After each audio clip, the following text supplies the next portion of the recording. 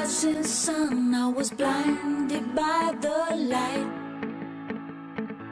Jump up and pull on my jeans, it feels good, they're a little tight. This week we're giving the nation's youth a bit of a health kick. Whether it's from sleep terrors to teenage tantrums, whatever it is, we've got advice from our team of experts for parents all across the country. Now, there's a new breed of model strutting their stuff on the catwalk this season, and they're called the non-model. Now, to you and me, what that is, it's a normal person, so out with the skinny boob holes, and in come the women with wobbly bits. Hooray! London's oldest and most prestigious cinema is celebrating a century of film. The Electric here in Notting Hill will pay tribute to movie history with sci-fi thrillers, horrors. Today, we're in the capital, and we're starting with a very tricky case of internet addiction. Okay, ready, Jonas? I'm ready, Suzie. Okay, Jonas and I have a weekly moment where we discuss some of the most important things in life and some of the less important things as well. And this week it's science, which is important, and most importantly of that is why there are so few girls working in science and so few women. They say you can tell a lot about a person from their handshake. It's all in the grip, the eye and the follow through. But we're down here in Portobello Road to meet some people and find out what kind of people they are, all by their handshakes.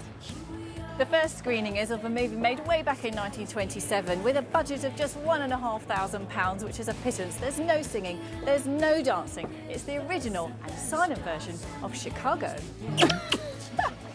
We are like it. I like it.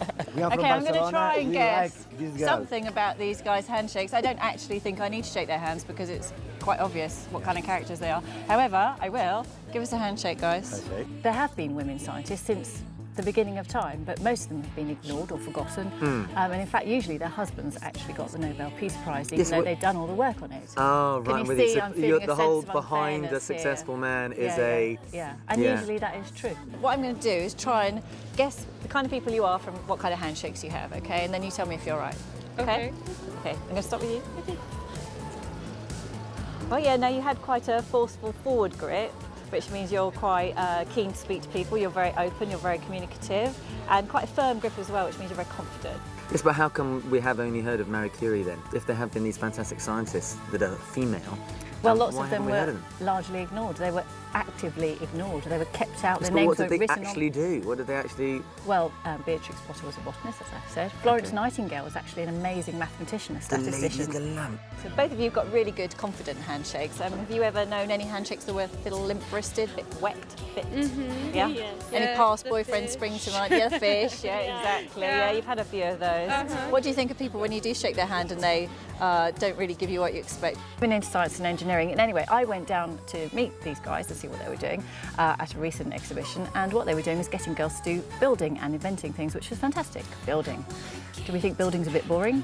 Well, actually, this wasn't, because it was all with marshmallows. I'll give you a couple of examples of handshake. Tell me the sort of character you think that might be. Okay. Yep. So here's one. Submissive, Yeah, correct, well done. Okay, here's another one.